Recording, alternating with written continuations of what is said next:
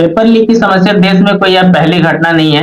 अगर राज्य और देश में हम बात करेंगे तो इससे पूर्व भी सैकड़ों बार कई परीक्षाओं के क्वेश्चन पेपर लीक हो चुका है, लेकिन तब ये चीजें इतना हाईलाइट नहीं हुआ करता था, या फिर आप बोल सकते हैं कि यह इतना बड़ा मुद्दा नहीं बनता जितना कि इस बार इसे बनाया गया।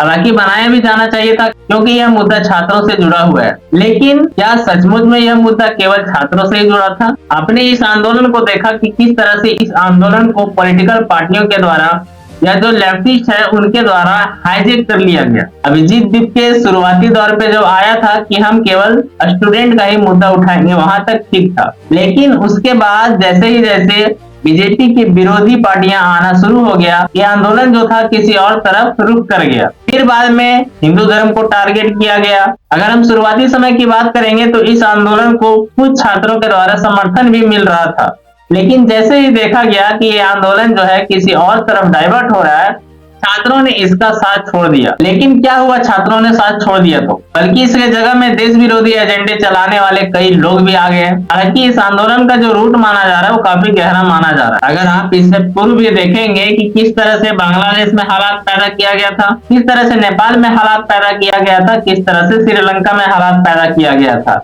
हालांकि ये सब छोटे देश है और जो बाहर में देश विरोधी ताकतें बैठा हुआ है वो ऐसा करने में कामयाब हो जाता है, या फिर यूं कहे कि वो अपने मंसूबे में कामयाब हो जाता है जो वो चाहता है। जब कोई देश विकसित देशों की बातों को दरकिनार कर देता है या फिर उसके हाँ में हाँ नहीं मिलाता है तो उसकी खामियाजा उस देश को भुगतना पड़ता है। और आए दिन भारत के साथ भी आपने देखा कि इस तरह की स्थितियां लगातार बनाई जा रही थी, और भारत के विपक्षी इस तरह के हैं ही जो हमेशा अपने देश के विरोध में ही खड़ा होता है। हालांकि आज का सिचुएशन अगर देखा जाए तो देश में इस तरह से कई हजारों लोग भी आज सरकार तो छोड़िए बल्कि देश के विरोध में खड़े हो जा रहे हैं।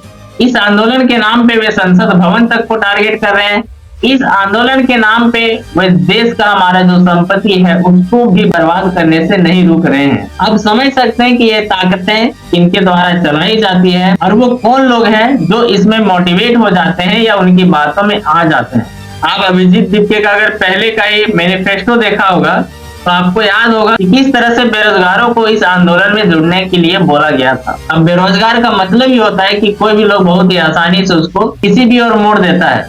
अभी बहुत सारी पॉलिटिकल पार्टियां हैं जो इस तरह के आंदोलन को गलत दिशा देने में करोड़ों रुपए भी बर्बाद कर देते हैं। कुछ लोग डेली वेजेस के नाम पे इस आंदोलन में शामिल हो जाते हैं, तो कुछ लोगों को इस तरह से मोटिवेट किया जाता है कि यह देश की सरकार जो है आपके हित में नहीं बल्कि वो आपका दुश्मन है। आपको आंदोलन करना है कीजिए, लेकिन सरकार के साथ, पार्टी के साथ। देश को आर्थिक नुकसान पहुंचाना ये किस आंदोलन में आता है? किसी धर्म को टारगेट करना ये किस आंदोलन का हिस्सा हो सकता है? अंत में हम लोग बात करेंगे कि जंतर मंतर में जो आंदोलन शुरू हुआ था उसका रुख अब तक कहां तक पहुंचा हुआ है।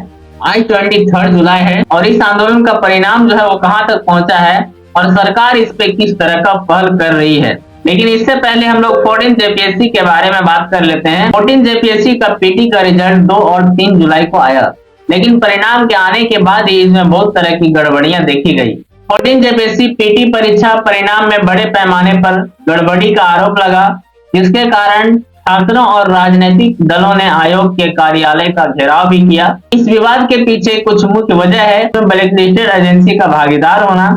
आरोप है कि आवेदन से लेकर रिजल्ट जारी करने तक की पूरी प्रक्रिया एक निजी agency TSR data processing private limited को सौंपी गई थी। इस पर पहले भी उत्तर प्रदेश में हुए भर्ती घोटालों में शामिल होने का आरोप लग चुका है। परीक्षा प्रक्रिया का केंद्रीकरण पहले परीक्षा के अलग अलग काम जैसे एडमिट कार्ड, ओएमआर, जांच और रिजल्ट अलग अलग एजेंसियों द्वारा किए जाते थे ताकि पारदर्शिता बनी रहे। इस बार एक ही एजेंसी को सारा काम देने से धांधली की आशंका जताई जा रही है। सीबीआई जांच की मांग हुआ।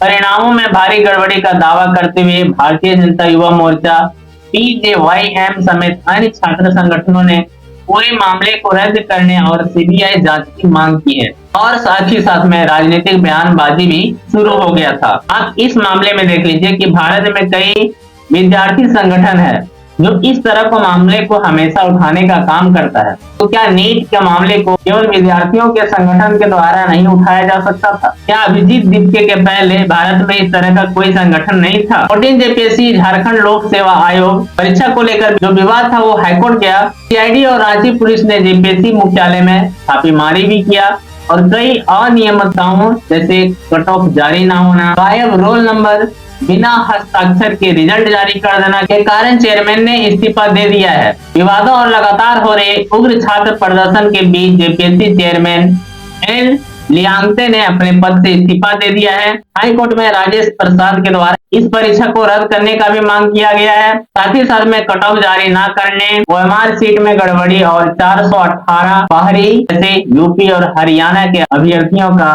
चयन पर भी सवाल उठाया गया है। अगर केएल ख्यांगते की बात की जाए तो जेपीएससी के पूर्व अध्यक्ष रहने के साथ साथ झारखंड के पूर्व मुख्य सचिव भी रह चुके हैं। अब हम लोग देखते हैं कि जंतर मंतर में जो आंदोलन शुरू हुआ था उसका रुख अब तक कहां तक पहुंचा है। सीजेपी के साथ बातचीत के अपडेट पर प्रोजेक्ट की जानकारी देते हुए केंद्रीय मंत्री डॉक्टर जितेंद्र सिंह ने कहा कि सरकार ने कल दोपहर से उनके प्रतिनिधियों के साथ बातचीत के लिए 4 फॉर्मल प्रपोजल भेजे हैं। हम हर मुद्दे पर बातचीत के लिए तैयार हैं। सरकार ने अपना पक्ष रखते हुए कहा कि हमारे सभी युवा दोस्तों के लिए एक स्टैंडिंग इन्विटेशन है कि सरकार आपकी सुविधा के अनुसार किसी भी समय सभी मुद्दों पर बातचीत के लिए तैयार है। वहीं इस मामले को लेकर के संसद में भी काफी हो हंगामा चला। इस चीज को लेकर के पीएम मोदी ने भी सख्त निर्देश दिया है कि इसमें जो भी दोषी है उसे कड़ी से कड़ी सजा दी जाए। पीयूष गोयल ने विपक्ष के नेताओं से कहा इसमें राजनीतिकरण ना करें और भागे नहीं बल्कि साथ में मिलकर चर्चा करें कि हम लोग अपने देश के लिए क्या बेहतर कर सकते हैं और इस तरह के गुनहगारों को किस तरह से फास्ट ट्रैक के द्वारा सजा दिलाई जा सके। और जाते जाते आपको ये भी बता दें कि सरकार ने अपना स्टैंड क्लियर कर लिया है कि विपक्षी दल के नेता